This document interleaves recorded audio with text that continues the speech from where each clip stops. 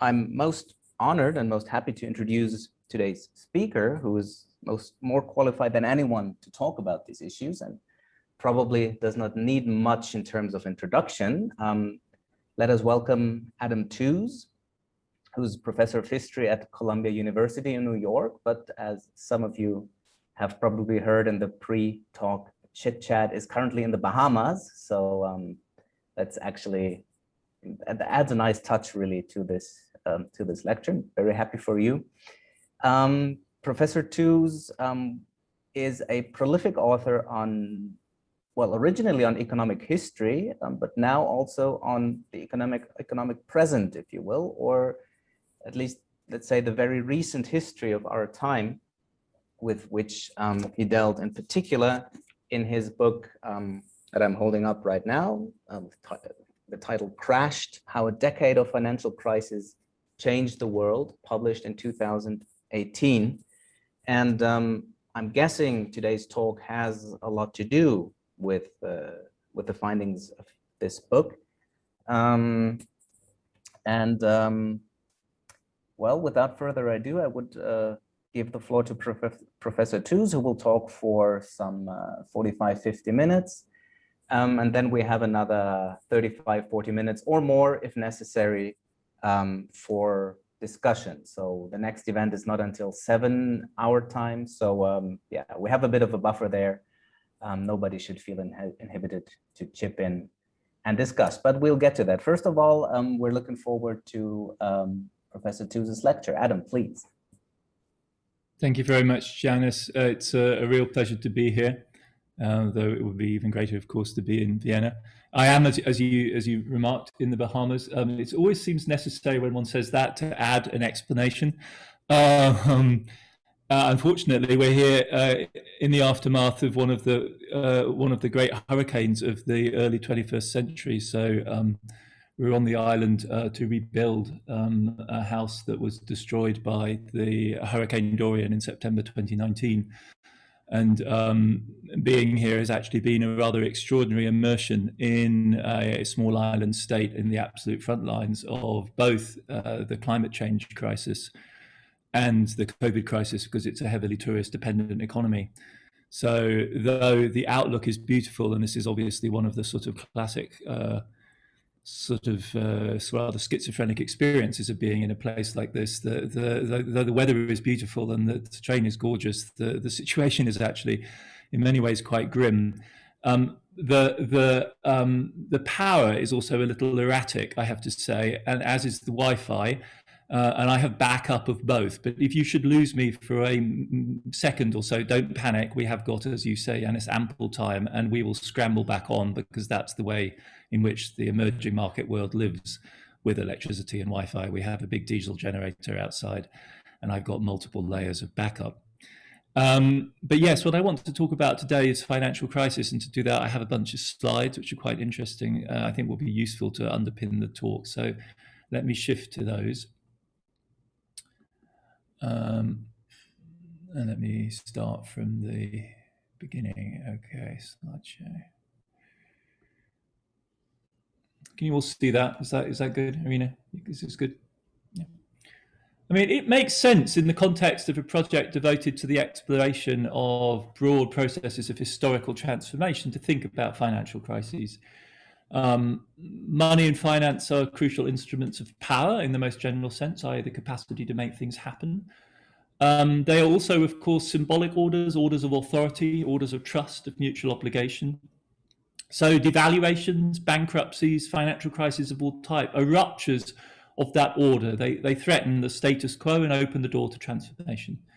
I have an Imperial Russian bond of 1916 on the right-hand side as an indicator of the sort of thing that we're talking about, the famous defaulted Russian loans of the Tsarist era. They're also, of course, practically significant financial crisis in changing what we can and what we cannot do. Back at least to the 17th century, prototypically in the great 18th century revolutions, public debt crises were products of war, and the struggles over them, the political confrontations they produced revolution. And this is so evident, I've basically got a school book illustration of this fact for the French Revolution, but it's nevertheless a neat graphic. of the way in which the wars of Louis XIV, XV, and XVI, most famously, of course, and most pertinently to the French Revolution, the French intervention in the American War of Independence, came home to haunt the French monarchy in the form of an unmanageable financial crisis. And not for nothing, Immanuel Kant, in Perpetual Peace, in fact, specifies the limitation of public debt as a key component of his vision of a future order that would be more stable and less subject to violent change. Financial crises also, of course, take place within the private sector. They aren't a matter simply of public debt. They result from speculation, from overinvestment, from boom-bust cycles, from bank failures. This is, of course, in itself a historically relative statement. It depends on us being able to draw lines between the public and private economy. It's, in other words, depends on the emergence of a particular configuration of the economy and political power. In other words, is tied up with the question of the transition to capitalism in its origins. And it's tied up with questions of a most fundamental nature in that domain, whether or not you think that it's class relations in English agriculture out of which capitalism emerged, or on the other hand, commercial and mercantile exchanges around the great entrepot of the Mediterranean or the Indian Ocean, shape what your view will be of how financial crises could affect processes of transformation. In short, nothing less than philosophies of history, in a sense, are at stake in this question, frame the question of how financial crises relate to historical transformation. It's also, I think, briefly, before I get started into some more concrete detail, worth thinking a little bit about the nature, the specific nature of financial crises in the most general sense. I mean, there are lots of shocks, there are lots of crises that can befall an economy, a trade shock from a sudden shift in the terms of trade or the global division of labor, a Keynesian recession, a supply shock, as we've just experienced with the COVID-style shutdowns, or an interruption of energy supply, or class conflict.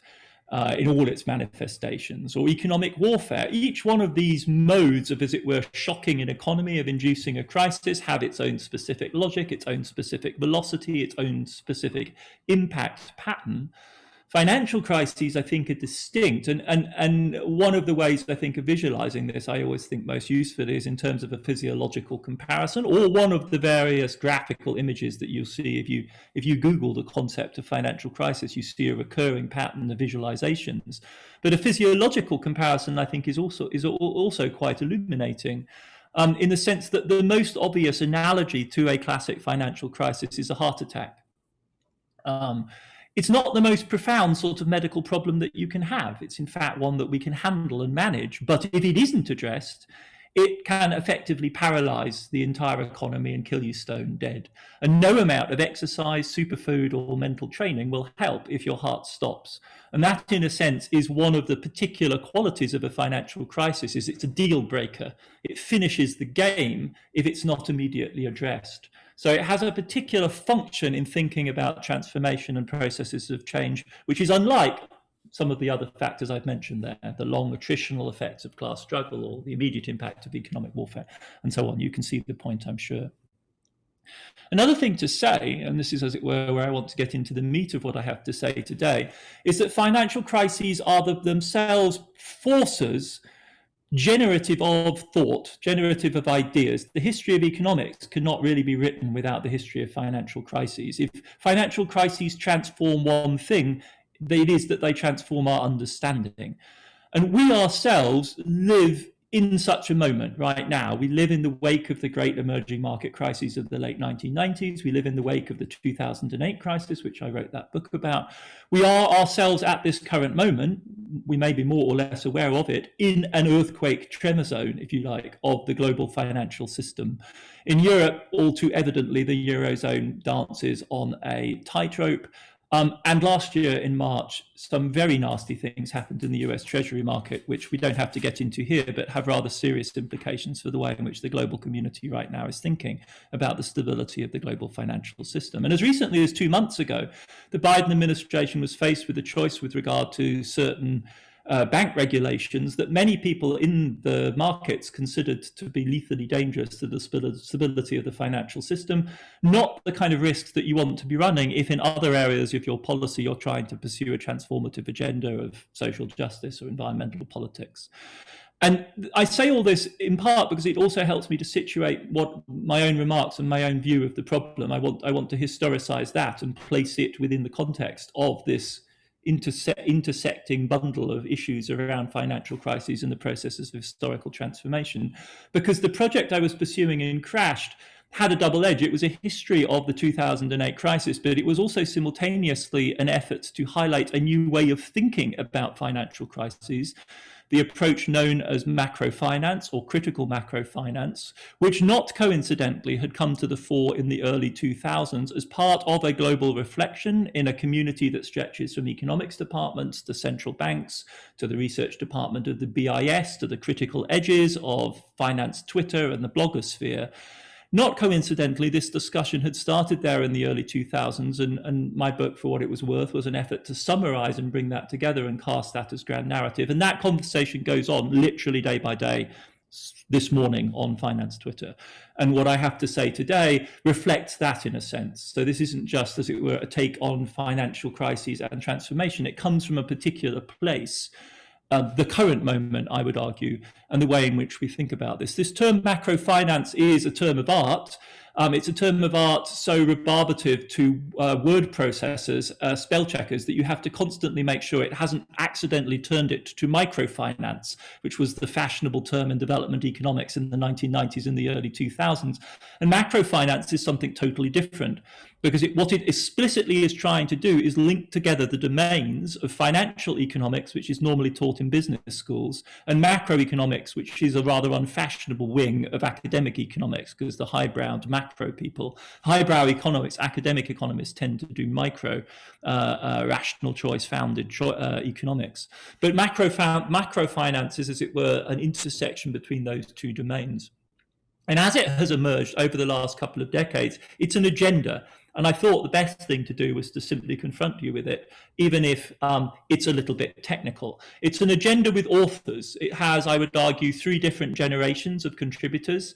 Hyman Minsky, classically, who died in 1996. Then, as it were, the senior mainstream academic exponents of macrofinance, Tobias Adrian and Hyun Song Shin. Tobias Adrian, now Lagarde's chief economic counselor at the IMF, and Hyun Song Shin, the head of the research department of the BIS. And then a swarm of folks that I would regard as my peers and colleagues, most notably perhaps Daniela Garborg of the UWE Bristol in the United States, whose work you may know or follow on Twitter. And its propositions can be enumerated like this. I'm sorry to inflict this slide on you, but it seemed like the most efficient way to make the point and to get some of the key arguments over. It was also a way of organizing my own thoughts. The first central proposition, and this is one that you will, if you know much about economics, will realize the contentiousness of, and if you don't, then forget it probably. But the first central proposition is that money matters. The second is that the availability of credit money supply shapes capital accumulation and the distribution of power in the economy. So money has a fundamental causative force in the economy. And it shapes economic history in a genuine sense. It's not merely a matter of compulsive repetition. This is a point I'm going to come back to in a minute. So it actually shapes what you might genuinely regard as transformation.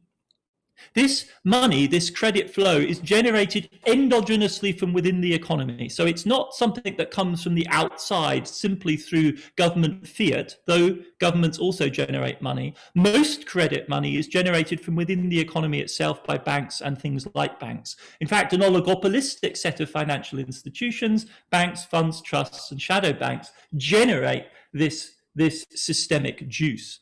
This credit creation, furthermore, is not in principle stabilizing. It is pro-cyclical. In other words, it expands when the economy is booming and then suddenly contracts when it's contracting. And furthermore, the relationships, the contracts are incomplete, hard to enforce, and crisis prone. So it is a classic generator of upswings and downswings. All of this may seem self-evident, and to common sense views of the economy, it surely should be. But if you know anything about the terrain of academic economics, you can see, as it were, point for point, the arguments that have to be made to establish these kind of arguments, so these kinds of claims. The seventh claim is that credit creation operates transnationally.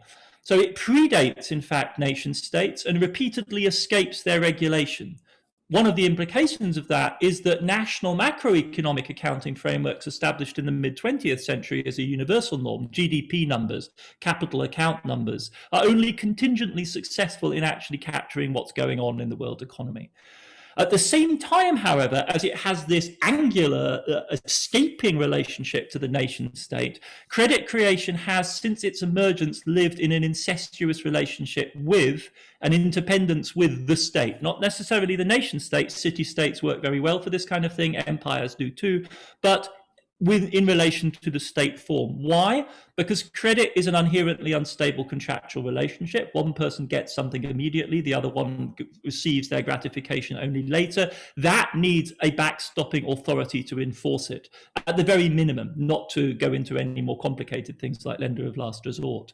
Furthermore, states themselves issue money and raise taxes and need credit. At the same time, however, because the state is the third-party enforcer of private contracts, the state, when it comes to its own contracts with creditors, has a credibility problem. This is known as the original sin problem. And so, therefore, public credit creation is generative of political innovation, because you've got to find a way somehow of stabilizing this inherently explosive relationship. Credit creation, furthermore, is entwined not just with a state. That's a thoroughly abstract and historical idea. There's never been any such thing as a state. There's only ever been a state system. So, and one of the principal purposes I've already suggested of credit raising has been to pay for wars with which to fight other states. This state system is historically dynamic, and credit plays a key role in its dynamics. And at times, not always, but at times it becomes intensely hierarchical, at moments even unipolar. And if the world today is one in which the dollar is in large part king, that has quite a lot to do historically with an event like World War I and the role of a bank like JP Morgan in bankrolling the Entente against the Central Powers in that war. More the terrain of my book Deluge than the terrain of the book Crashed.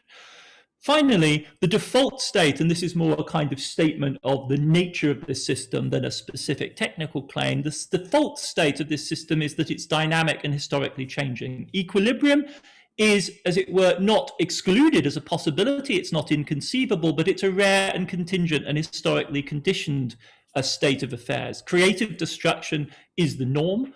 And to repeat, the significance of making this point is that the credit system is capable of driving genuine historical transformation, not merely compulsive repetition. And the force of that point will become evident, I hope, in a minute. Because there's a particular way of talking about financial crises which robs them of their ability to act as truly generative, historical, transformative forces, whilst acknowledging their significance and presence in history. So this conceptual toolbox was designed with a specific purpose in mind. It was, as Yanis suggested, designed to get to grips with the 2008 crisis in the Eurozone and its aftermath. And this set of propositions is the abstract, as it were, distillation by many of us of a set of arguments we wanted to make about the 2008 crisis. It is in that sense, and we should acknowledge this, in Schumpeterian terms, these are agonistic concepts. They are concepts designed with a specific instrumental purpose in mind. They are designed to explain why the expected China crisis of 2008, the one that much of American wonkery expected, especially that of the Democratic Party, why it didn't happen. It explains why the crisis on Wall Street, the one that did happen, did actually happen, the one on the big balance sheets, which were driven by the pro-cyclical leverage. And it also helps us understand why conventional macroeconomics did not explain that crisis. It helps explain how a private credit crisis, which you might think was beyond politicization, in fact became hotly political, because money is generated endogenously by an oligopoly which lives in an incestuous relationship with the state. It debunks the exclusive Eurozone emphasis on public debt, highlighting the fact that the Eurozone crisis was not really about Greek politicians, but mainly about bad banks. It explains the lethal danger of the ECB Berlin policies between 2010 and 2015 and their quote-unquote transformative impact on the European periphery. It explains how a private credit crisis in Europe could entangle the central banks of the United States and the US Treasury, and to come to the sorts of questions out of which I gather that your project emerges with regard to Central and Eastern Europe's histories. It also explains why it would frankly be surprising if a massive credit crisis in Eastern Europe, such as the one that hit in 2008, had not transformed or at least altered power relations between the EU and Russia in that territory. So this is what the specific problem that this set of tools was designed to address. But I want in today's talk, as it were, to stretch it a little bit more and to spell out some of its key issues. I'm not going to go into the stuff which specifically concerns technical theoretical economics. I didn't imagine that this was the right audience for that. If there are folks in the audience who want to discuss those kind of issues, I may be able to help. Otherwise, I can refer you to people who can. But I thought there were more general issues of historical interpretation which might be of interest. And the first is that in a weird kind of way, financial crises slide in and out of understanding as historical some of the time, and then somehow they lose their historical quality. And one of the ways in which this functions is that financial crises, amongst all dimensions of economic history, are most subject to reductive psychologizing explanation. There is no domain more susceptible to that temptation than the domain of market finance. And you can see a very typical graph just ripped off the web that illustrates this kind of story spelled out. Now, this is not a criticism of psychology as such, or the project of attempting to marry psychology and history. It's a specific point about the way in which, in thinking about financial crises, psychology comes to trump history. In effect, history becomes simply the arena within which nature, human nature, plays itself out. And this isn't a matter simply for amateur kind of folks on the stock markets. This is a matter of history and of politics. The historical example which serves to anchor this is the one that will be familiar to all of you, no doubt, the Tulip Mania. Now, I'm sure there are early modern historians of science and biology who can tell us why tulips really mattered to the 17th century Netherlands, and this was not, as it were, what it is generally presented as being. But what Tulip Mania means in general is absurdity. It means a huge amount of money thrown at something that has no inherent significance. This is how Bruegel already depicted it. This is how it's invoked in discussions about Bitcoin now. The Tulip Mania stands for folly. It stands for human absurdity. And it's very easily inserted into mega narratives of history in which, as it were, the history of finance is really not history at all, but simply the arena in which we play out 8 centuries of financial folly. Now, this isn't any book. This is Carmen Reinhardt and Kenneth Rogoff's This Time is Different, the sensation of 2008-9. The two of them are former chief economist of the IMF. Carmen Reinhardt, now the chief economist at the World Bank. Very heavy-hitting figures, and this is literally the story that they wanted to tell. Our basic message is simple. We've been here before. No matter how different the latest financial frenzy or crisis always appears, there are usually remarkable similarities with past experience from other countries and from history. I would submit that this isn't so much the end of history as a claim that history never really started, because all history really is the playing out of an eternal drama of historical folly. This is Reinhardt in an early incarnation actually making this point explicitly with regard to somebody that many of us regard as an eminent economic historian, but in a sense, Kindleberger is more an economist than he ever was a historian, because as they put it here, Charles Kindleberger, in studying financial crises, observes, for historians, each event is unique. Economics, however, maintains that forces in society and nature behave in repetitive ways. History is particular, economics is general. Like Kindleberger, we are interested in finding the underlying common patterns associated with financial crises. And this is what they went on to do in This Time is Different, the 2008-9 bestseller. Their argument was that financial crises follow a rhythm of boom and bust through the ages. Countries, institutions, and financial instruments may change across time, but human nature does not. The most commonly repeated and most expensive investment advice ever given stems from the perception that this time is different. In other words, that history actually might happen. We hope that the weight of evidence in this book will give future policymakers and investors a bit more pause before next they declare this time is different. It almost never is. Now, a bunch of people, of course, made hay with pointing out the utter paradox of recommending historical wisdom with a view to changing the pattern of future events. In future, they entangle themselves immediately in a series of self-reflexive Elias paradox type problems. But the point you can see and the force you can see is very considerable. This is how they map the world. All the previous traits in some form or fashion we found in every previous market bubble and collapse. So the tulip bubble, the exchange allier case, the South Sea bubble, emerging markets of the 1820, railroads, the Gilded Age, the New Era, commodities, the portfolio insurance problems of the 87, the great hedge fund crisis in 1997, the dot-com boom, and the real estate bust of 2008, all essentially the same thing. In their view, when you view financial crises as psychological events, they lose all of their historical specificity. The fact that in one case, it involved tulips, and in the other case, the emergence of Silicon Valley, and in this case, the total physical transformation of much of Spain, Ireland, and suburban California and Florida, is just by the by, because the thing that interests you is the psychological pattern that repeats itself.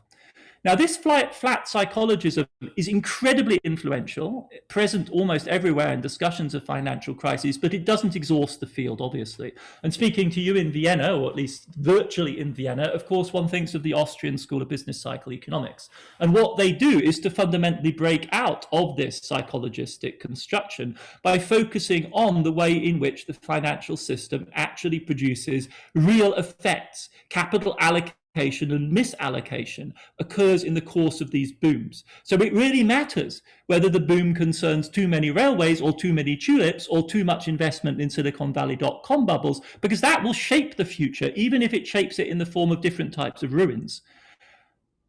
Joseph Schumpeter, of course, also a member of the Austrian school, though now I think more and more marginalized from it by its exponents, tied the theory of finance-driven business cycles to a specific, concrete and historical vision of technological development and transformation. So if you're looking for an economist, I think, to suit the agenda of your project, and financial crises is one of the things that you think of as a driver, then I would have thought that Joseph Schumpeter would be an obvious candidate to work with, because in his case, we see a very specific history shaped by a story of financial booms. And this is no longer an indifference between tulips and .com firms. This is a progressive technological story driven by the power of finance.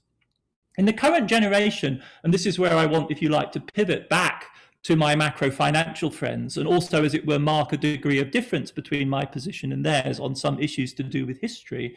In the current generation, it's significant, I think, that Schumpeter is less influential than Hyman Minsky. Now, Minsky was an unorthodox Keynesian who, from the late 1960s and 1970s onwards, began to expound the theory of transformation within the financial economy, but a theory of transformation within the financial system, rather than, say, in the Schumpeterian case, finance driving change in the real economy. So his background, unlike Schumpeter's, is of course Keynesian in Minsky's case. And so he's more interested in aggregate demand and growth than he is in transformation in the sense of qualitative transformation. But within those limits, what Minsky paradigmatically describes is the way in which the financial system itself morphs in the cause of a boom, from hedge finance, heavily conservatively positioned investors, not hedge funds in the sense that we understand them today, to speculative finance, to Ponzi finance, which relies on ever more borrowing to pay even just the interest costs of its existing outstanding debt, to the Minsky moment, when the entire system implodes. This is his characterization of the crisis moment. Now, the axis of transformation in Minsky is along this line of different modes of finance. It is different there from Schumpeter. So in Schumpeter's axis, the axis of transformation is types of technology driven by finance. In Minsky's case, what we're interested in is how the financial system itself transforms in the run-up to a crisis and the aftermath, and then the recovery. Now, that's a very significant shift in perspective. But if what you're interested in doing, and that is the case for most of the people in the critical sociology and political economy of finance in recent decades, is not understanding so much the shifts in the real economy as the shifts in the financial economy, or furthermore, even more strongly, you actually believe that we live in an age of financialization, in which the logic of the financial system is the driver of the economy tout court, then of course Minsky is really your prophet.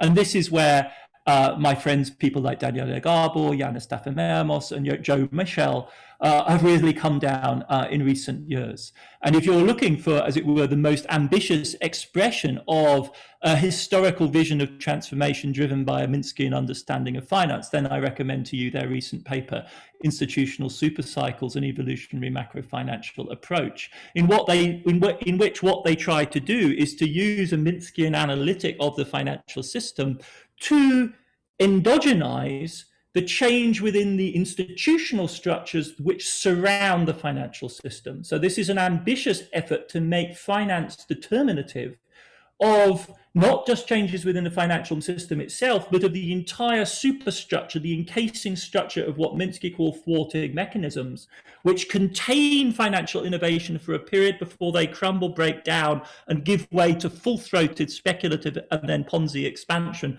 which crashes. Why does that cycle happen? Why do regulators systematically and repeatedly fail? Is the question they ask. They map two great cycles in the American economy, from industrial capitalism to financial globalization, using an index which they've constructed of financial fragility. And you can see here both the overall downward path and the cycles of the Minskian model. In other words, expansion, maturity, crisis, and the genesis then of a new mode of regulating finance.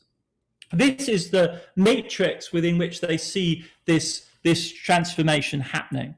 So they demarcate two phases. Roughly around the 1970s is the break point, in which you have, on the one hand, an industrial capitalist system prevalent. They're a little unclear about when it starts being prevalent from, but certainly it ends in the 1970s. It was one that was based on financing expensive capital assets for firms. It was constrained by the financial regulations of the New Deal. It was backed up by active wage and fiscal policy. And it was broken down ultimately by the emergence of the new modes of financing in the City of London in the Eurodollar market and the breakdown of labour relations. This gives way then, in their view, to this new era. So this is a holistic social scientific rationalisation of the way in which financial crisis and transformation act together. It is, and this is not entirely fair to the authors of this paper, because they don't make the connection explicit. But if you've spent any time in the history of capitalism, meta-theories of capitalism literature, it's almost impossible, I think, to avoid the conclusion that it points to another mode of thinking about financial instability in history, which is the Arrighi Wallerstein mode. I'll come back, if you'll permit, I'll come back to that in just a second. The radical transformation that this new era of financial globalization ushers in is the one which we have been seeking to understand since the 1970s. And the place where you can see the transformative impact of this system and its regulative demands, the extent to which financial crisis demands transformation in governance structure, is in the balance sheets of the central banks. And what we're living through currently, and what is driving much of the debate and argument about the relationship between financial crisis and transformation in the economics literature, are these astonishingly dramatic graphs, which show the huge increase in the balance sheet of central banks since 2008, and ever more and ever larger shares of government debt being owned by the central banks. What's transforming there is the government debt market. It is moving from being the ultimate regulator, the so-called bond vigilante check on the arbitrariness of government, one of the key mediating institutions in the complex balance between sovereign authority and private power that goes all the way back to the Northern Weingast moment of the late 17th century, is being turned into a kind of mixed market managed by the central banks before our eyes, literally as we speak. The government debt market is being wrenched out of shape by this process. If you want to see, as it were, how overheated this conversation is becoming about the historical transformation of the central banks. You only have to spend a few minutes perusing the financial pages of any newspaper around the world. It's a daily topic of conversation, what is happening to the debt markets and the central banks. It encourages graphics like this from Bloomberg in September 2020. This is a particularly good one, but it's just a particularly good one of a genre, right? After saving the world economy, Jerome Powell, Christine Lagarde and Kuroda-san of the Bank of Japan. I've got a question from somebody here. Is there an issue? Do we take questions as we go along? Maybe not. Bloomberg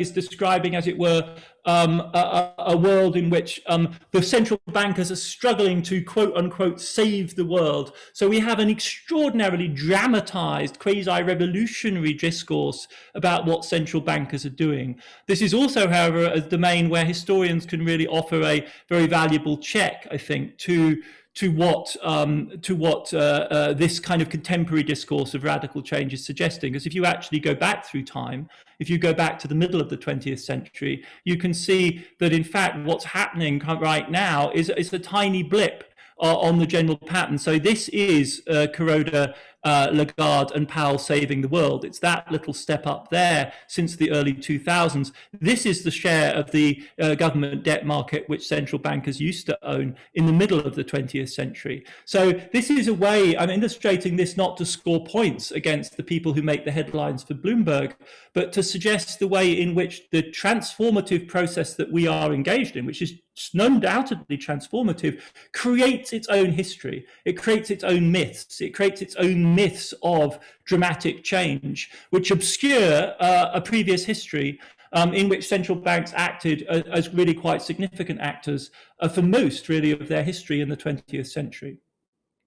But whichever way you take this story, it's clear, I think, that the financialization meme has become, and this financialization theme has become an extremely dominant one in thinking about the current situation of the world economy, whether it's in the form of these headlines which attribute the power of world savior to central banks, or whether it's in the form of economic history models like that produced by Daniela Gabo and her colleagues, which suggests this sort of endogenous evolution of the financial system. We're in a world in which financialization per se appears to be the transformation. So it's not so much that financial crisis drives transformation as the transformation is financialization.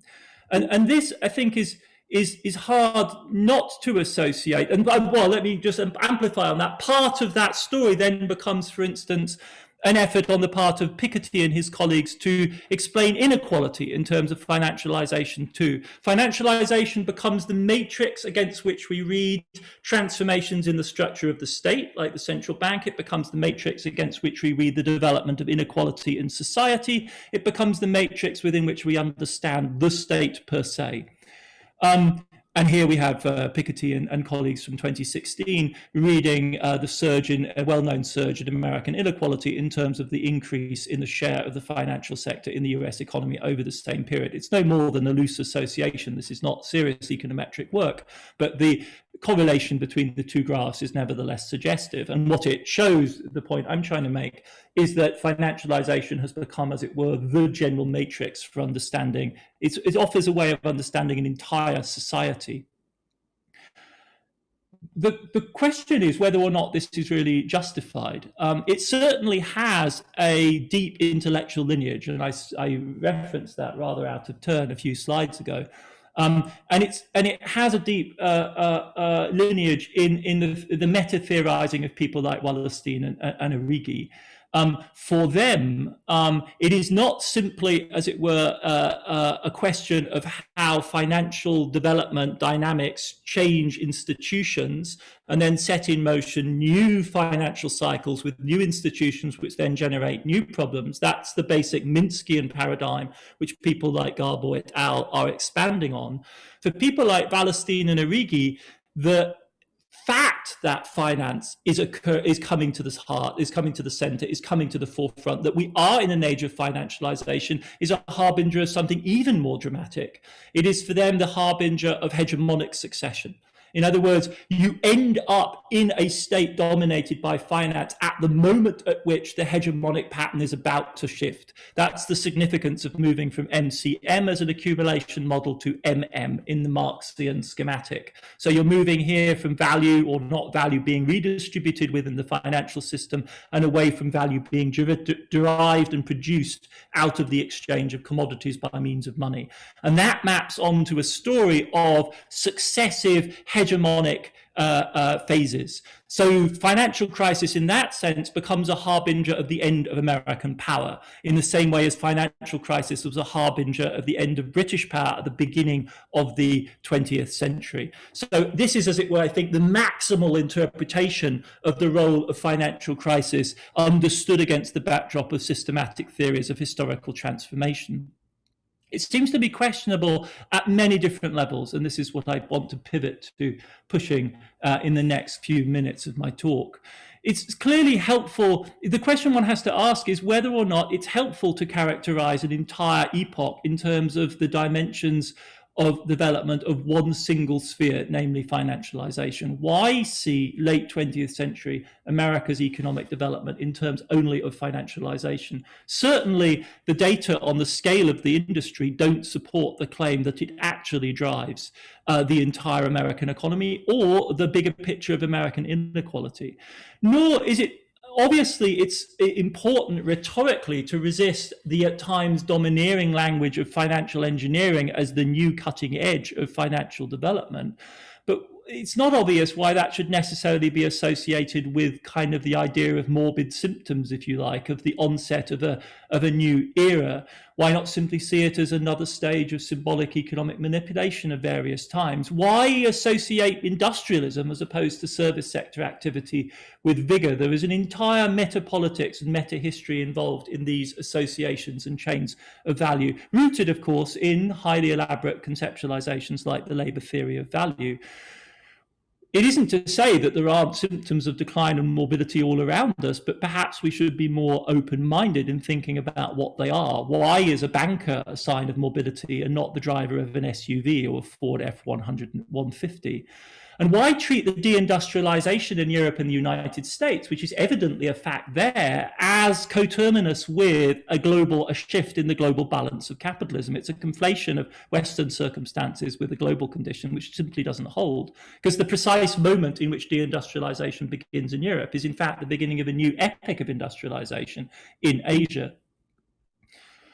Why place America's economic transformation since the 1970s under the sign of financialization? If you were looking for a synecdoche, an alternative one, you could, after all, pick many others. Why not place it under the sign of tech or surveillance capitalism, or the globalization of manufactured supply chains, or the new global energy economy that emerges in the 1970s, or the age of biology and big pharma, which, after all, we've now discovered has an absolutely decisive role in our ability to maintain our existence on this planet? Or why not place this under the sign of big ag and the remarkable success of humanity in feeding 7.9 billion of us, eating meat and drinking more and more milk at the same time? Or why not place this entire last half century under the sign of Great Acceleration 2.0?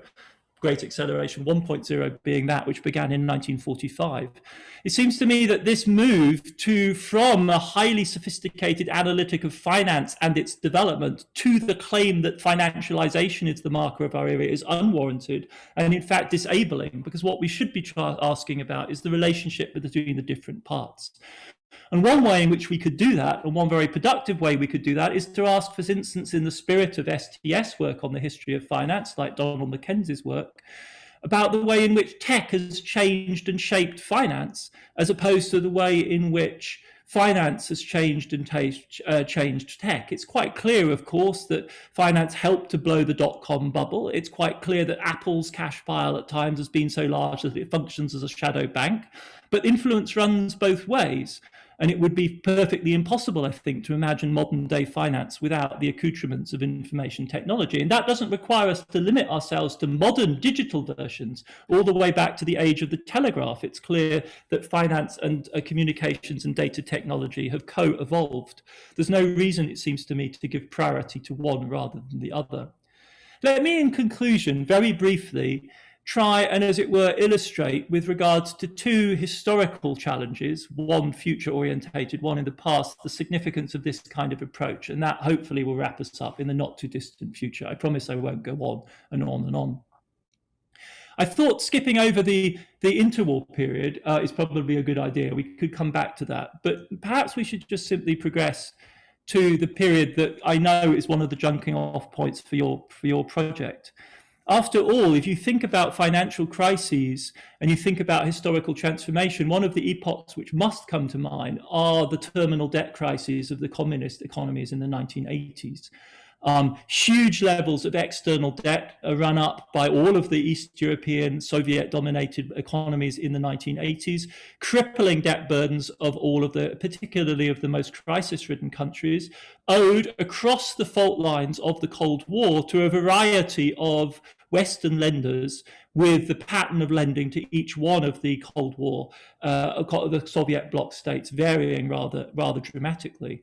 If one was to draw up a sketch of how the relationship between finance and financial crisis and transformation operated in this case, it would seem to me that you would want to consider a list of factors that looks a little bit like this. So you would want to look at the domestic pressures within the Soviet bloc that made it attractive to draw down resource from the outside. You would need to look at the failures of the real economy in the Soviet bloc, which generated the need for imports and deprived them of the ability to generate export earnings. You would then also, I think, need to look beyond the bounds of the Cold War to ask yourself about how core periphery relations worked in the European economy before the advent of communism and after, because to attribute everything to the Soviet-era regimes would clearly be a historical mistake. You would need to factor in the way in which global commodity price shocks and price fluctuations shifted the markets for critical inputs like oil and gas. You would need to look at the way in which the Eastern European states became the recipients of hot money that was sloshing around the world and went to all sorts of places, including Latin America, generated by the petrodollar boom. You'd want to look at the transformation in transnational lending practices by European and American banks, who suddenly got into the business of making these kind of loans. You'd want to look at the diplomatic interest in détente, the concept of Wandel durch Annäherung, for instance, pushed by Bonn. You'd want to look at the developing expertise and professional ambition of the IMF and the World Bank as mediators of these entire transactions. You then need to understand the intra-Comecon economic pressures and the Soviet calculations with regards to deciding to subsidize or not subsidize its satellites. And then, as it were, as the trigger factor, you would want to look at the global dynamic of inflation and disinflation and the 1979 Volcker shock and the huge hike in interest rates that precipitate the immediate crises. These are ways in which I think a macro financial perspective could powerfully illuminate the undermining and collapse ultimately of the Soviet regimes. But I would want to insist in saying so that this is not a deterministic analysis. Poland, Argentina, Mexico go through crises in the 1980s, but go in very different political directions. Indonesia and Russia suffer financial crises in the late 1990s, and their subsequent political directions are very different too. Latvia, Hungary, Ukraine suffer financial crises in 2008, and their political trajectories are diametrically opposed to each other. Financial crises, when you're studying transformation, I think create what in an excellent German phrase is called Problemlagen, so problem situations, not determinate paths. They shape options open to actors. And if I can conclude, the Problemlage that hangs over us at the present, the problem situation that defines our situation and has defined it since the 1980s, the same moment, in fact, in which the debt crisis of Eastern Europe blew up in the late 1980s, is the problem of the Anthropocene, or as many of us would prefer to call it, if it weren't so ugly, the Capitalocene. And the upward swoosh of the great acceleration after 1945, and that since the 1970s, has been directly tied with, but I think also defies any effort to reduce the last half century of global economic history to financialization. Why would we accept such a reductive description of such a dramatic material process? It's a material process which throughout history has seen finance and fossil capitalism directly intertwined, back to the days of the coal mines and the railways of the 19th century. But as fast forward to 2008 of its aftermath, if one of the effects of 2008 was to force the central banks into action around QE, and the effect of that was to reduce interest rates to zero, then one of the consequences of that was massive in Austrian terms, and I'm citing here, not coincidentally, the Mises Society website of the United States, massive misallocation of capital to otherwise economically inefficient fossil fuel extraction. The fracking industry of the United States, the great driver of the energy economy globally since the early 2010s, is not thinkable without the zero interest rate policies of the Fed adopted in response to the crisis. Over $1 trillion were invested in fossil fuels in the United States, in the fracking industry specifically, in an age of zero interest rates, because they could promise to compete in some way. It is not by accident that it was in 2011 that the first fundamental analysis of so-called stranded assets was issued, the great carbon tracker memo on unburnable carbon that simply spelled out what the consequences, now reversing the vector of change, what the consequences for global stock markets would be if fossil fuel assets had to stay in the ground. So this is an analysis from within the market system of the consequences for financial markets of keeping oil and gas in the ground. 2015 is the moment then when Mark Carney launches the fundamental intervention from the central bank side with his speech on the so-called tragedy of the horizon in September 2015, outlining the three basic vectors through which we now understand the way in which climate crisis reverberate within the system. And it's from within the Bank of England in 2016 that we get this analysis. And this is the pivot of the final point I want to make, and I will wrap up in just a minute. On the one hand, the Bank of England analysis identify a good world, one in which the political commitment to the transition to low carbon economy is strong. This gives a high expected private return to carbon reducing technologies. That means that the private sector invests in those technologies, and that means that the political costs of actually transitioning to electric mobility are low. That's the good scenario. The bad equilibrium is one in which there is no political commitment, so there's very little expected rate of return from private business. That means they don't invest, and the political costs of actually shifting are very high. Now, the significance of this kind of dual equilibrium analysis is that it opens up the possibility for divergent economic paths. The one that we're betting on collectively right now, from the Biden administration hosting the climate conference today to the next gen EU program of the EU, is that we end up in this equilibrium, and the exit therefore is easy because markets will be induced by means of strong political signals to engage in the transformation we need without financial crisis. But what is already clear and what has already been spelled out by analysts from within the very heart of the financial system, so within the Bank of England itself, is the possibility of this kind of scenario. No clear political leadership, very little investment, therefore mounting pressure from the economy on the climate disaster, sudden Fukushima-style adjustment, in other words, Angela Merkel declaring that the German nuclear industry has to immediately shut down. The consequences of that is massive unexpected depreciation of assets, and it's unexpected depreciation of assets that drives crisis dynamics. Markets can absorb anticipated revaluation, not unanticipated. And you then get, as it were, the two nightmare scenarios going forward of transformation under the sign of crisis, one within the financial system itself, and the other within the geopolitical system of the stranded nations, so-called, the fossil fuel producers that find themselves out on a limb. Thank you very much for your patience. Sorry for running over. I hope we have material for discussion. Well, thank you very much, Adam, for, I think it would be an understatement to call this a rich presentation. And perhaps this is a good moment to point out that we will all have the chance to listen to this again on our YouTube channel, which we created, and we will post it there. Because I think there is plenty in there that perhaps it doesn't even become all that obvious by just listening once to it. There's so much material in there, and I think there's plenty to talk about. In fact, we already have a question in the chat, perhaps about the procedure of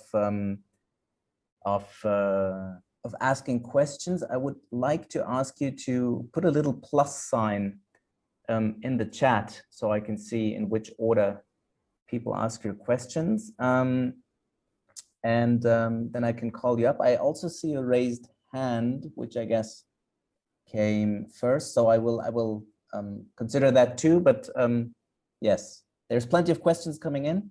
And if you cannot, for some reason, ask it in person because the internet connection is slow or so, or you don't have a microphone, you can also type it. And in fact, our first question here is a type 1 by our colleague Anastasia Schacht from the University of Vienna. She asks, would you be so kind as to comment on the national economies failing to recognize their transformative tipping points, be these manifest in a change of technological regimes or in a large-scale switch in modes of how home economics run best? I'm thinking of a few of post-communist economies. Sure, some of them seem to manipulate public opinions while steering markets with various degrees of openness and regulatedness.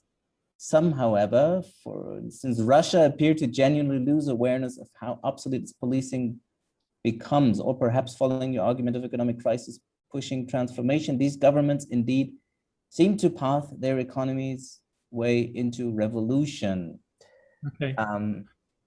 Well, Adam, this is, I mean, it's a great and deep and broad question. And it obviously has great topical reference in light of what's going on in Russia right now. Belarus, I imagine, would want to say. I took those to be references to the contemporary situation. I would hesitate. I'm by no means. I'm in a company like this with a bunch of folks who are real area specialists. I would hesitate to offer any political analysis. What I do think, however, is extremely interesting about the Putin regime, and is easy for somebody like me as an outsider to the field to follow, is the financial security strategy of Putin's regime, this may be a crude analysis, but it's what it looks like to an outsider, which is that if anyone learned the lessons of the late 1990s crises, that immersion in globalized finance was risky, it was Russia, and it was the Russian elite, which is obviously a complex, for itself multifaceted entity. But what we see from the late 1990s onwards, boosted of course by the huge boom that happens in oil prices and gas prices in the first 14 years of the new century, is the accumulation of a strategic reserve of foreign currency and the adoption by Moscow of a consistently restrictive fiscal policy. And the combination of these two things together has analogues in other parts of the world. We see something similar on the part of many of the Asian emerging markets as well.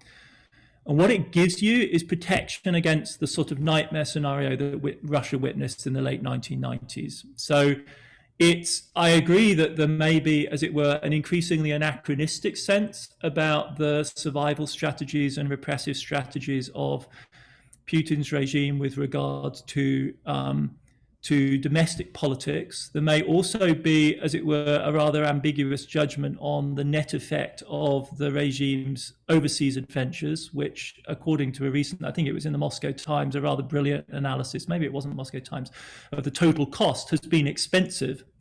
So Russia's overseas adventures may gain, at least periodically, popularity, but they're expensive. But what I don't think one can quibble with is the success of this financial security strategy, because it essentially enables Moscow to ride out sanctions regimes. It enables it to buffer shocks when they arrive, like in 2008 and 2014-15. It enables it to not stop depreciations of the currency, but slow them when it wants to. And all of this combined with the, at times, heavy-handed but brutally effective way in which the regime will intervene in oligarchic interests when it seems necessary to do so, means that it's a fairly robust crisis-fighting mechanism. So I would not expect, if there is a crisis in Russia, it to come from that side. That's the side it won't come from.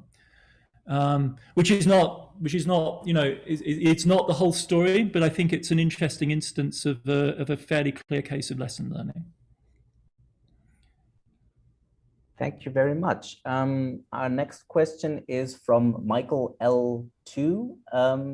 Perhaps you would like, and that applies to everyone. Please briefly introduce yourself so we know who's talking to each other. Thank you. Well, it's Michael Landesmann. I sit in Vienna, not in the Bahamas, unfortunately. And I work at the Vienna Institute for International Economic Studies, WIW. Well, this was a very exciting lecture.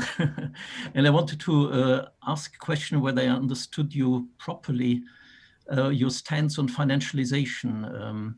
I think there are basically two ways of looking at it, basically, and you outline two branches, a Minskian branch and the Schumpeterian branch. Yeah, Minskian branch more or less being linked to the MM prime linkages, and Schumpeter to some extent to an MCM linkage. Yeah, and I think coming back to your last sort of bad and good sort of circularity mechanism, that seems to indicate basically a possibility of a Schumpeterian view of financialization in the current context, yeah? That at least, let's say, in the European context, the ability to shift dramatically towards a Green Deal or digitization, as the Commission probably optimistically thinks, is very much facilitated by a positive use of or view of financialization, or you might not use the term at all, financialization, for that, yeah.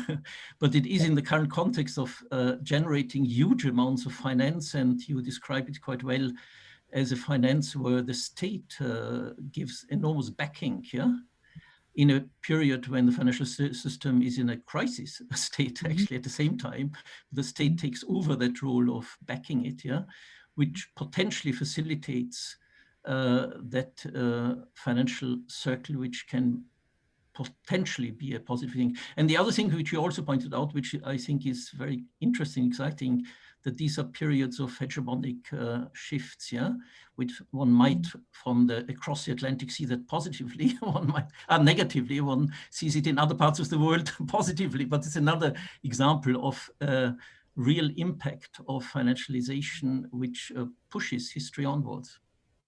Thank you. Thank you. So, I mean, I should emphasize that I don't find the Arrighi-Wallerstein model at all convincing. I mean, I think it's unconvincing as a model of hegemonic shift. So that doesn't mean that we have necessarily a good model of what's coming next. You know, I mean, if as you as an economist yourself, like, you will know how often you're confronted with what's going to happen to the dollar question. And the only good answer anyone seems to be able to come up with will name a credible alternative to the dollar, and then we can talk. And no one can think of a credible alternative to the dollar. So we may be in a kind of an extraordinary phase in which, as it were, the different elements of hegemony, which were once so compactly bundled. I think of the hegemonic historical vision as itself an artifact of the kind of Marshall Plan moment. It's at that moment that folks began to think of history this way.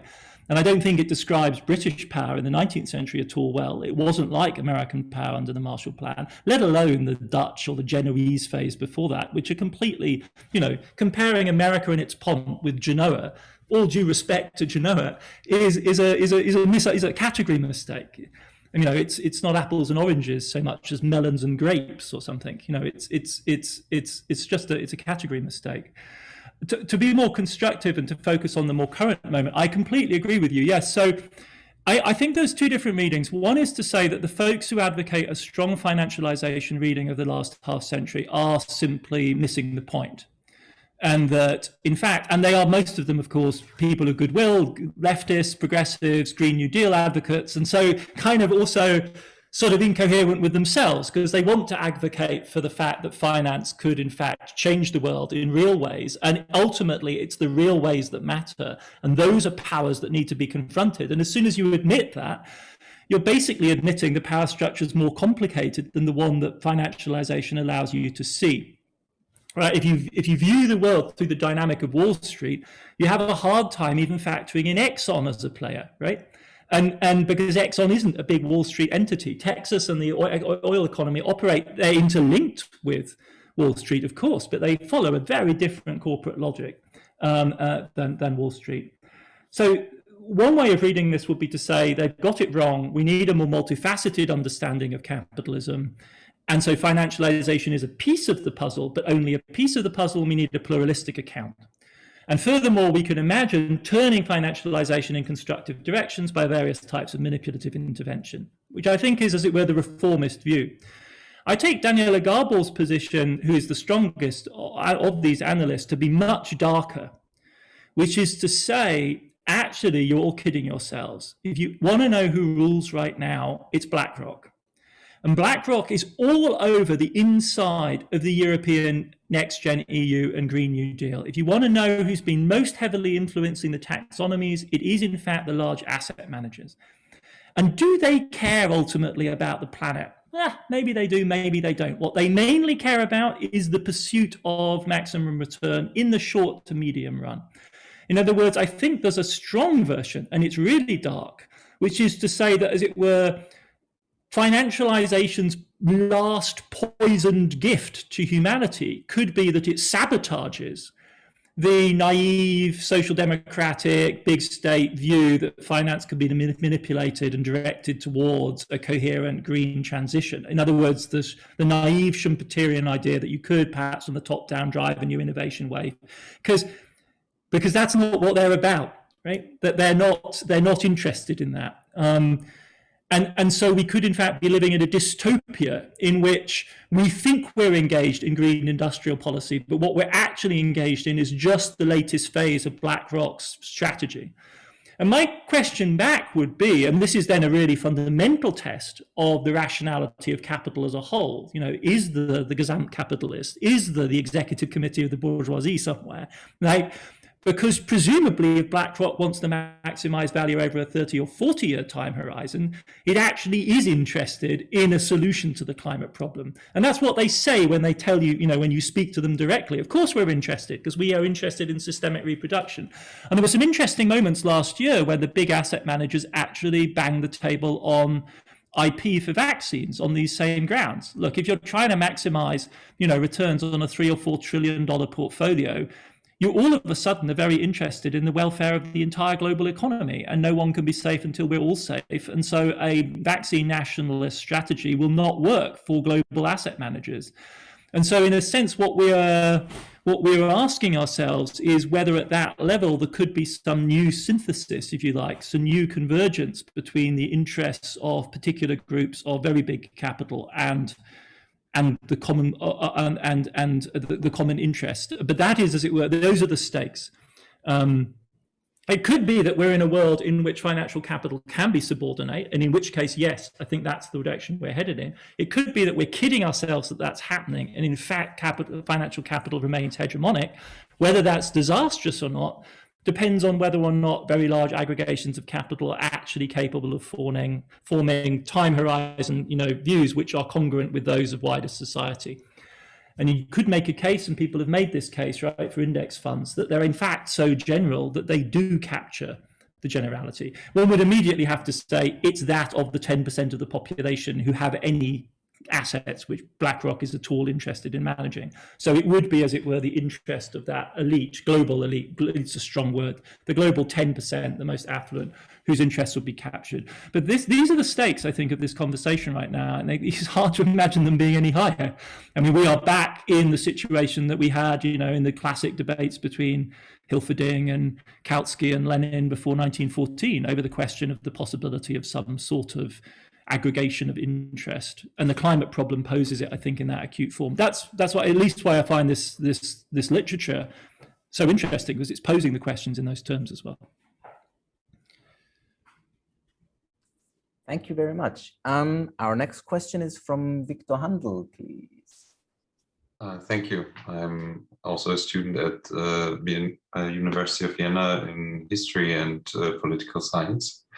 And I thought my question would be very outlandish, but now it fits quite well, because you perfectly painted a very dire and hopeless picture of all the ways we try to make the economy greener and change it for climate, to fight the climate crisis.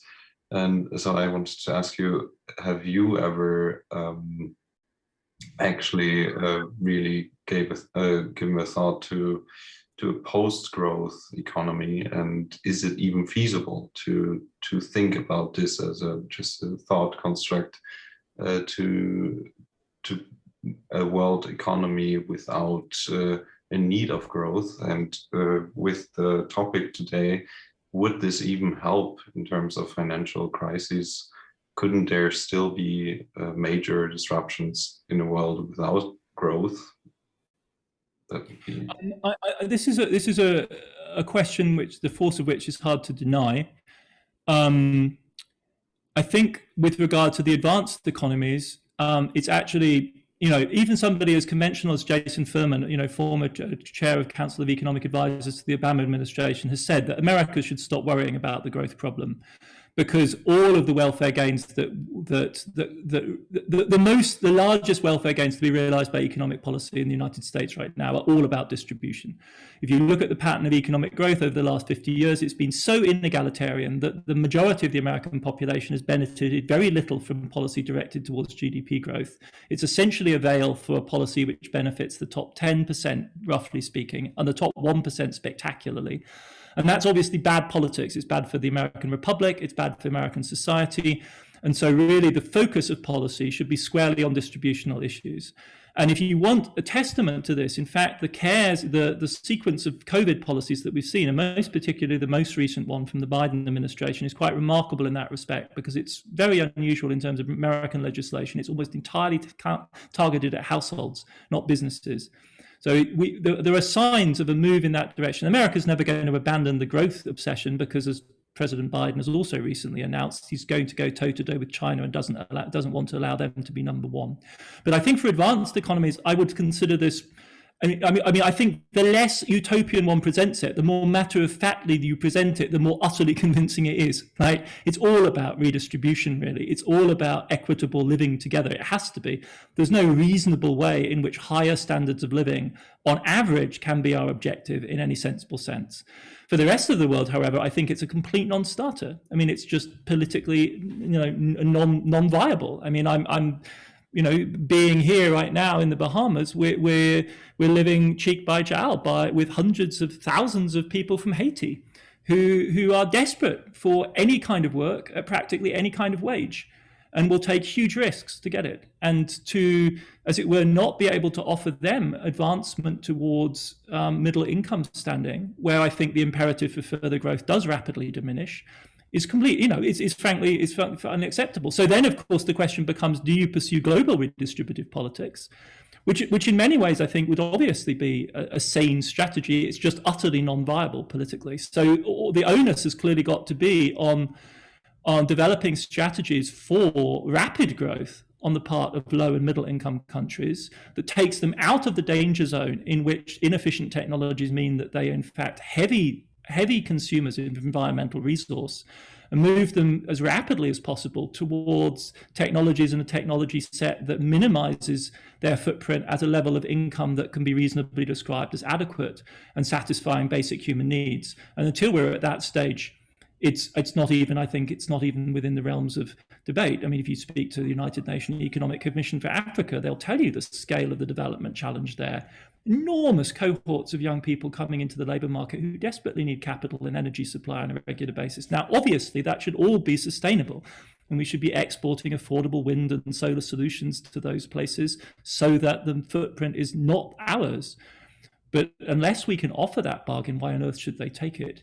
And the race is incredibly rapid, and in any case utterly beyond Western control, right? The fantasy that, as it were, that we have any say in this, the dynamic of South-South growth, as so-called emerging market to low income, is so dramatic that it's utterly beyond our control. This is also the fallacy of imagining that you can still do carbon policy and climate policy at the level of the G3 or the G4. It's the big EMs that are going to drive a huge part of that growth, whether we in our bubble like it or not. So I think that's my short. It's not it's a difficult question though. Just as a quick follow-up, so you'd say, I get this correctly, very interesting, I've never thought about this, this degrowth idea is actually quite an elitist idea, because we have reached our peak of GDP growth and all the other countries have not. So we should just stop. Even within advanced societies, I mean, certainly in the United States, it's only too easy. I mean, all you have to do is step out of your comfortable apartment onto the street to see people who desperately need economic growth. I mean, to secure just the basics of, a decent standard of living, to basic healthcare. Now, it is all about social organization in a country as affluent as the United States, but because the structures of inequality are so entrenched and the institutional structures are so unforgiving, the only route for people like that is, hard work insofar as they can get it, endless hours of work, extended work, Americans working into their 70s, which all shows up in terms of growth. It all shows up in terms of the larger GDP per capita, but is driven by profoundly inegalitarian structures, even with advanced economies. Okay, thank you. The next question is from our colleague Sheng Peng of RECET. Sheng, please. Thank you, Professor, for the wonderful lecture. I'm glad that you mentioned the different past financial crises. So following that topic, do you think the current hype over digital currency as another bubble waiting to burst, and consider it so decentralized and also being pushed very hard by big tech companies, do you think they pose a real challenge to traditional financial institutions, especially national central banks? Thank you. I think we have to distinguish between digital currencies, which I actually really struggle to see what's original about digital currencies. I mean, if you're used to online banking, I just really don't quite get what digital currencies are. But I mean, they're clearly coming. In other words, fully online banking, fully digital, the replacement of paper and coin by various types of digital token that you have on your smartphone or in some other kind of wallet. That's just already, to a large extent, de facto the world. And in countries like China or in Sweden, there's virtually no cash changing hands anymore. And even street vendors have little barcodes through which you can make electronic payments. And the experiments that the Chinese central bank is running right now are, of course, awesome in their implications and can completely transform the relationship between the citizen, the state, and private finance. And I mean, the PBOC's models would really essentially void the need to have banks. And since banks in China are a relatively recent, in their current incarnation, obviously not historically, but in their current incarnation are a relatively recent creation of dramatic reforms that were done in the late 90s and the early 2000s. It might just turn out that the history of 21st century Chinese banking is quite brief. And everything gets rolled into various types of parastate credit institution, which in the sense lie behind the Chinese credit apparatus anyway. The policy banks are the anchor of the entire system. And of course, the authoritarian implications of this are spectacular, right? Because if they could make the data processing work, and we've been skeptical about that in the past and been proven wrong, but with the huge human potential and resource that China has, maybe they can make it work. You could establish an extraordinarily totalitarian system of surveillance. The Bitcoin type phenomena I think of as being truly exotic, morbid symptoms. I mean, they are bizarre things. I mean, they have no possible utility as means of exchange, because their value fluctuates so much. And recently, because they've built in scarcity, it is skyrocketed. So you'd have to be a complete fool to use a Bitcoin now to buy anything with, because that 3 years from now it'll be scarcer than it is now. So they're huge engines of deflation. They would be like a gold standard with no prospect of any future creation of gold. I mean, they are a recipe for massive deflation. If you bought a villa with a Bitcoin 5 years ago, you're a total sucker, because you could buy 10 villas with the same Bitcoins now, right? So you'd never spend them.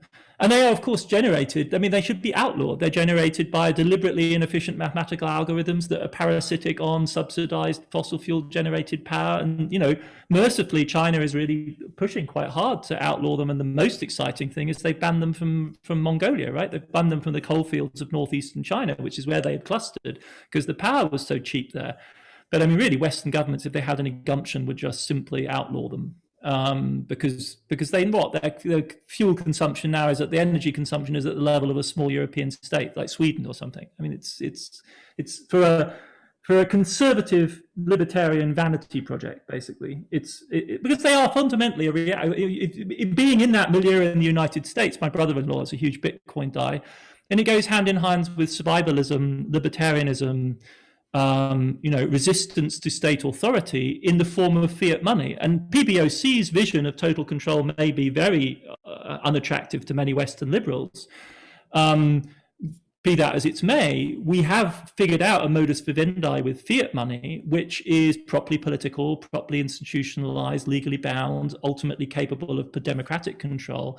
And that's the grown-up future of beyond, as it were, self-imposed, and Kant's words again, self-imposed immaturity. I mean, Bitcoin is self-imposed immaturity, right?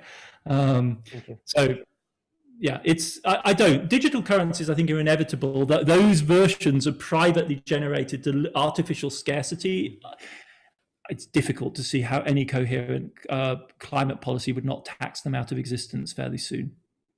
Regulate them out of existence fairly soon. Thank you. So don't get Bitcoin. I think we can take that message away for sure. No.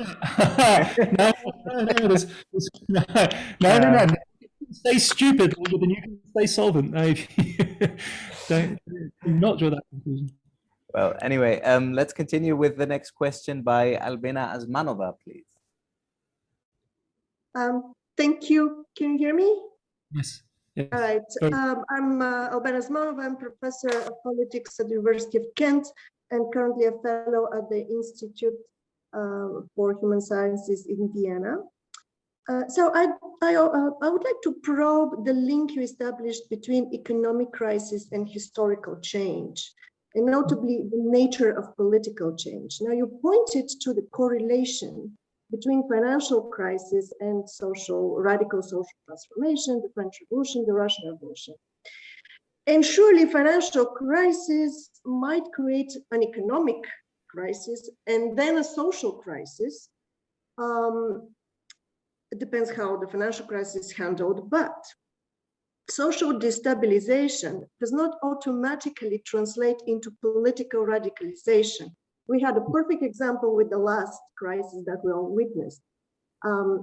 During the Great Recession, so in the 10 years that followed the financial meltdown, the votes in Western liberal democracies went consistently to the center right and the far right.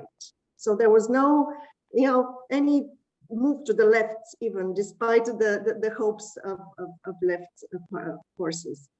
So the explanation I offered in my new book, Capitalism on Edge, it's very simple. It's that the economic and social crises actually tend to nurture conservative attitudes. They nurture longing for stability. Mm-hmm. That is why, paradoxically, the economic crisis of capitalism stabilizes capitalism politically. Mm-hmm. So actually, what I'm targeting with this is to ask the question about the enabling conditions. Mm-hmm. So what is this intervening variable that we're missing to transform quite a substantial financial and economic and social crisis into a radical political transformation?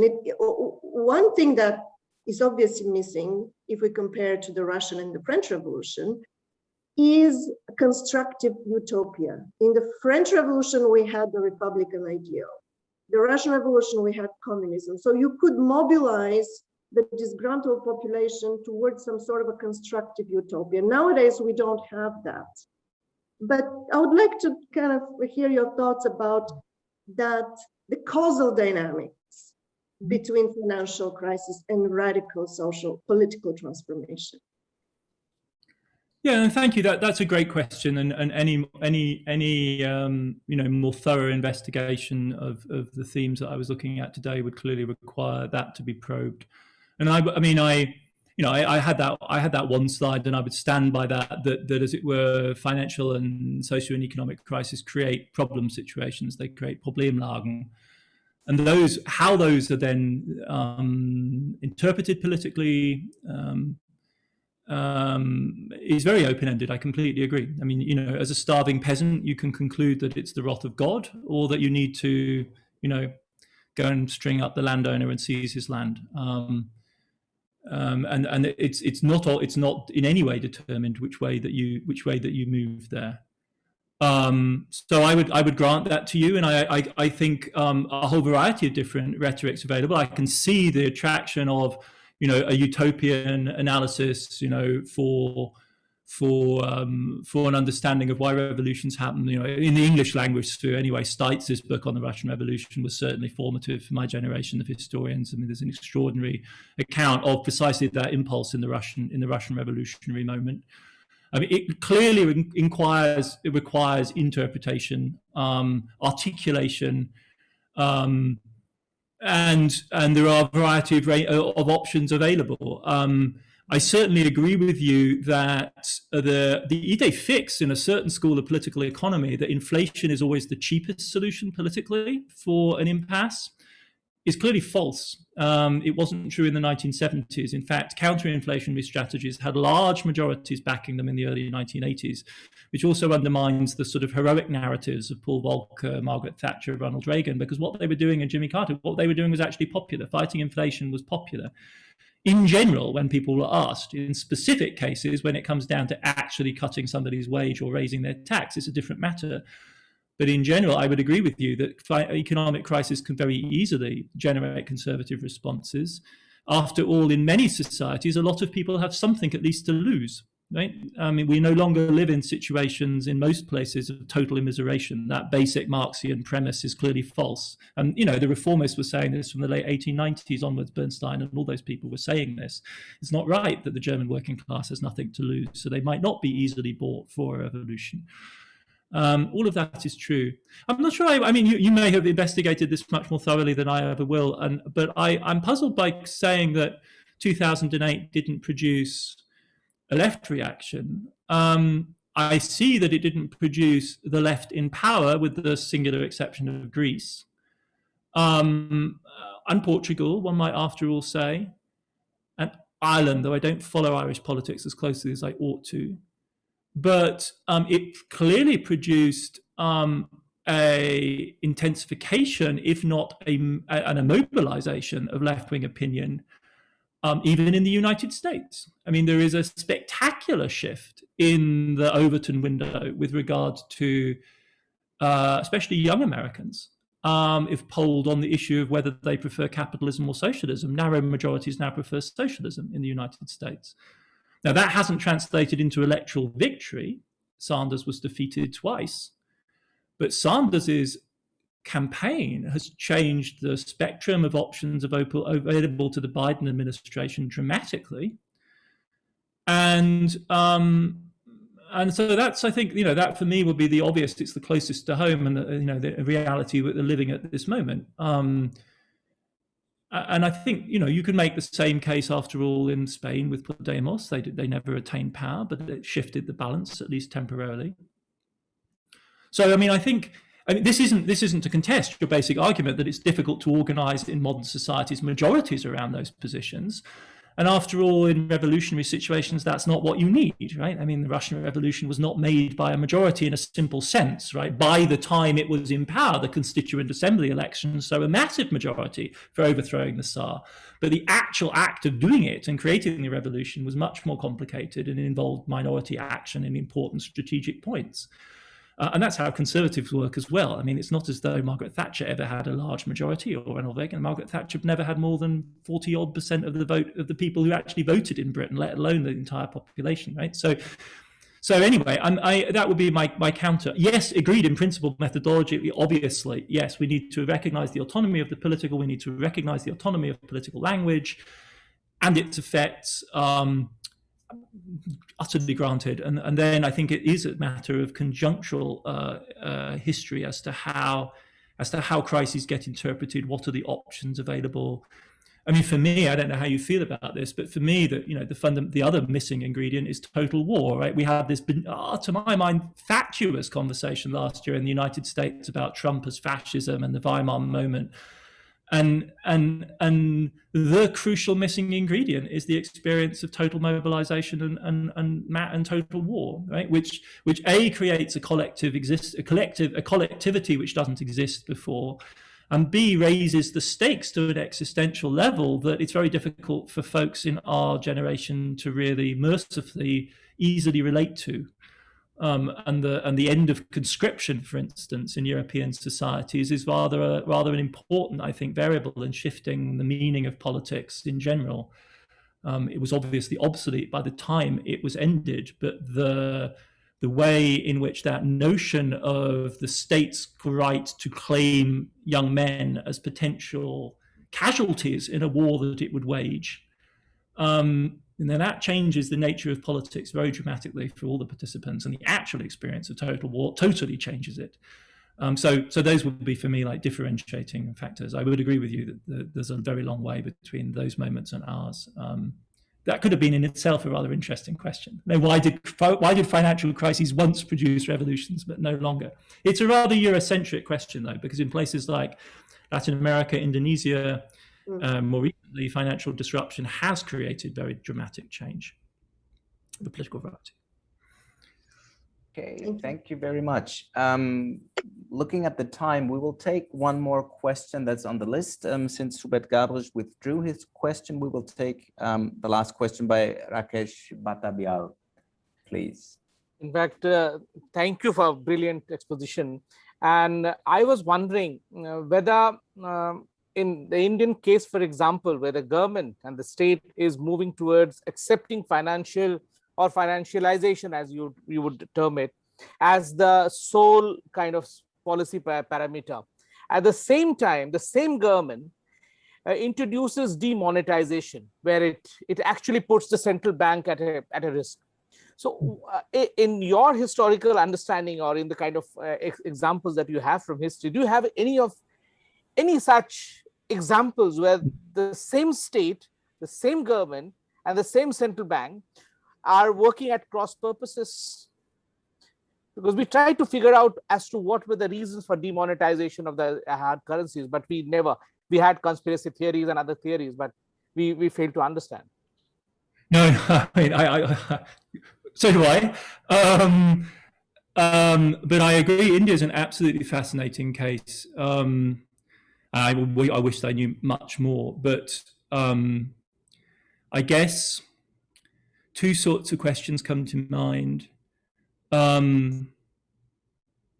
Whether there are here, as it were, peculiar dynamics that have to do with the scale of Indian democracy, the logics of mobilization within a democracy. Because as a European, you constantly have to adjust like your scales, right? Because the center is so large, and the subcomponent parts, many of them are larger than, I think, the largest Indian state, I think, has a population larger than the entire EU, right? So we're dealing with, isn't it UP? What's UP's population? Is absolutely gigantic, isn't it?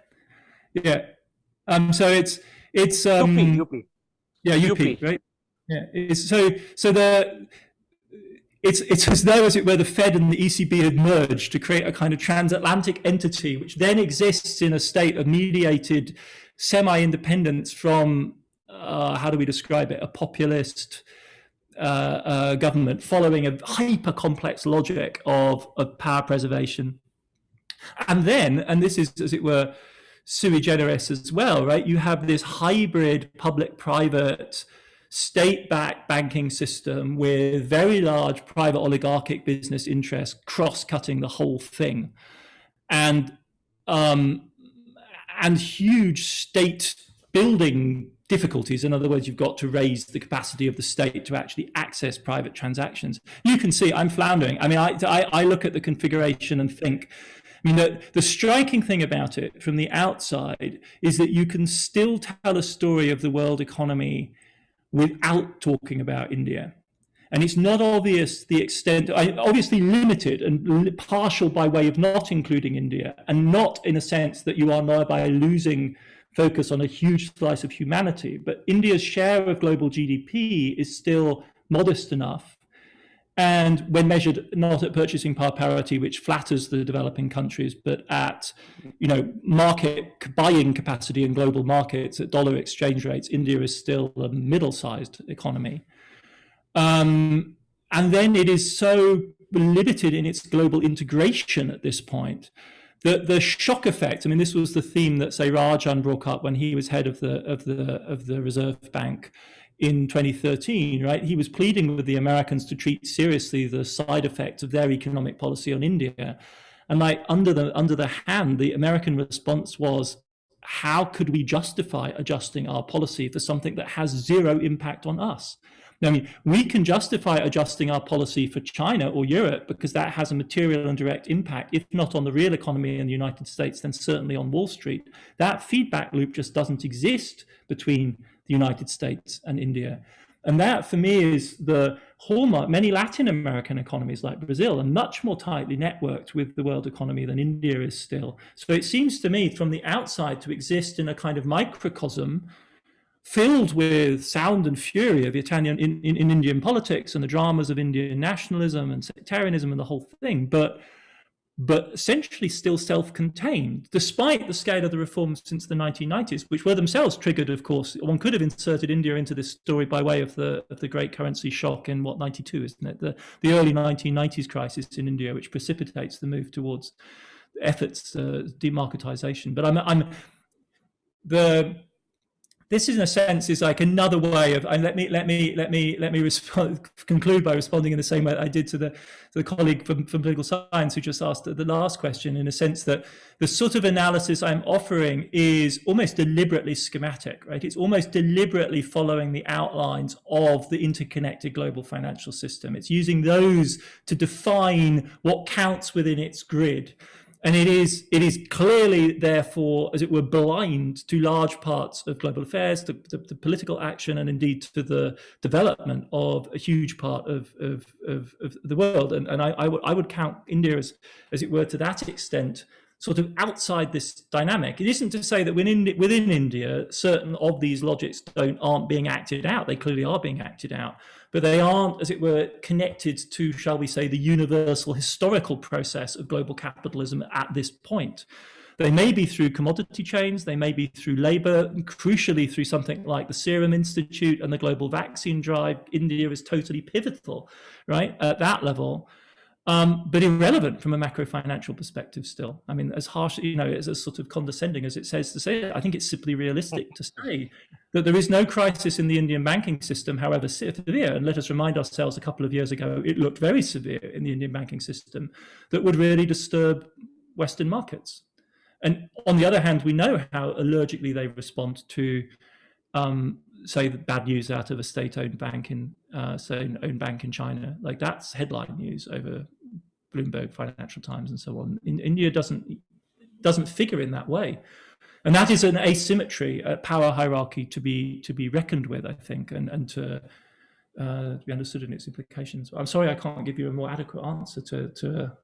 It's a fascinating question, and Modi himself. I mean, I'm glad that you say it's mysterious, because no one can. I think I've not read any analysis in the West that has made me. So, for instance, the push on the currency, I didn't understand. The push on land reform, quote unquote, and the drive to, as it were, commercialize Indian agriculture, that fits into a grid, a kind of comprehensibility that I understand, as it were, the logic that might drive that. But the demonetization drive defies obvious, even political calculation. It was hugely unpopular, I understand, as well, right? It was shocking to the public, and that's true. Thank you. We have to allow for the autonomy of the political. This will go. Well, I guess it is kind of sobering in a good way to end on a kind of mysterious note, and pointing out the limits of our knowledge, but also the limits of global integration, which I think is an interesting point. That you mentioned that a country of 1.5 billion inhabitants, or whatever it is by now, 1.3, can be sort of more or less detached from this global integration, which you so vividly and so forcefully point out in your book.